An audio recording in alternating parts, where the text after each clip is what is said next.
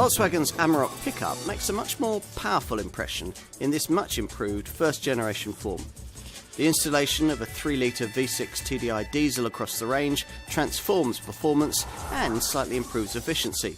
Plus there are sharper looks and a much smarter cabin, along with one of the most versatile loading bays in the segment. In short, this is a capable, classy contender, offering a premium option for pickup people. This Volkswagen used to have one of the smallest engines in its class. Now it has one of the very largest, a 3-litre V6 diesel, which is available in 3 states of tune, 163, 204 or 224 PS. In the case of the 2 Pokia variants, that's significantly more power than you'll find on other mainstream models in the pickup segment, and as you'd expect, it makes overtaking considerably easier than it would normally be in a vehicle of this type, especially in the top 224 PS version that we're trying here, which gets an overboost feature that activates when the accelerator pedal goes past 70% of its travel, and which will give you an extra 18 PS to play with. With 550 newton-meters of pulling power, it makes 62 miles an hour in just 8 seconds on the way to 119 mph. Both the 2 Pokia versions of the V6 manage 36.2 mpg on the combined cycle and around 203 grams per kilometre of CO2. As before, 2 kinds of 4-motion 4-wheel drive system are being offered. There's a selectable setup that works with a manual gearbox on the base 163 PS version, while a permanent 4x4 system works with an 8-speed automatic gearbox on top 224 PS models. Buyers of mid-range 204 PS variants get the choice of both transmissions and both 4x4 setups. For off-piste use, all models get an off-road button that modifies the way the ABS and stability control systems work, holds lower gears and dulls the throttle response. Pressing this button also activates hill descent control, which is there to ease you down slippery slopes. On tarmac, refinement and ride quality are a cut above the class standard, as is handling. Now, that's providing you've got a bit of weight in the back. If you haven't, as with all pickups, you need to watch your step a little more, particularly if the roads are greasy. A more sophisticated pickup should offer more sophisticated looks, as this one does. There are certainly rivals that make more of a street-side statement, but many buyers in this Amarok's target market will feel that a decent compromise between style and sensibility has been achieved here. The dimensions are exactly the same as they were before, so this VW remains a substantial thing, 5.25 metres long and 2.23 metres wide. This time around, it's only offered in this double cab body style.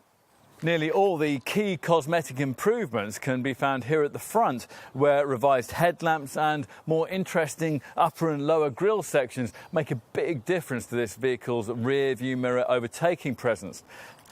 You'll find much more of a step forward's been made, though, when you climb up inside. Through the classier 3-spoke leather-stitched wheel, you view a restyled instrument binnacle featuring chrome dial rings on plusher models. Shift your gaze across the dash and you'll find smarter square air vents replacing the previous round ones, with those at the top of the centre stack surrounding a freshly added infotainment touchscreen. Ah yes, the touchscreen. Well, it's a cabin focal point, and providing you avoid entry-level trim, the monitor will be 6.33 inches in size, with buyers offered a choice of either a standard composition media setup or the optional, more sophisticated Discover media system we're trying here. What else? Well, finding the right driving position is fairly straightforward, and all-round visibility is good, aided, of course, by the high-set driving position. So let's move into the rear. Now, the seat base here is higher off the ground than it is in some rival models, which does make things significantly more comfortable. This seat back can be folded forward to reveal an area where the jack and tools are stored. That's a good place to put small, valuable items out of sight. Now, if the rear bench isn't in use and you need more storage room, there's also the option to fold up part or all of the seat cushion base and lash it in position, thereby creating floor space for the transport of bulky items that you might not want to leave exposed and insecure in the loading bay.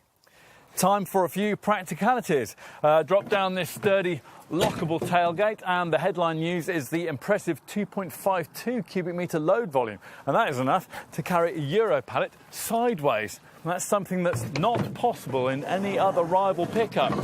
Now that might encourage you to carry heavier loads, so it's important that the total payload capacity comfortably exceeds the 1 tonne mark, regardless of whether you opt for selectable or permanent four-wheel drive. There's a rear axle load limit of 1,860 kilos, a maximum gross vehicle weight of 3,290 kilos and a 3.1 tonne towing capacity. And in summary, well, relatively limited global production means that this Volkswagen isn't going to threaten its Oriental rivals' market dominance just yet. But in terms of product excellence, it should certainly give them plenty to think about. At last, we Europeans have given the Far East something it can learn from.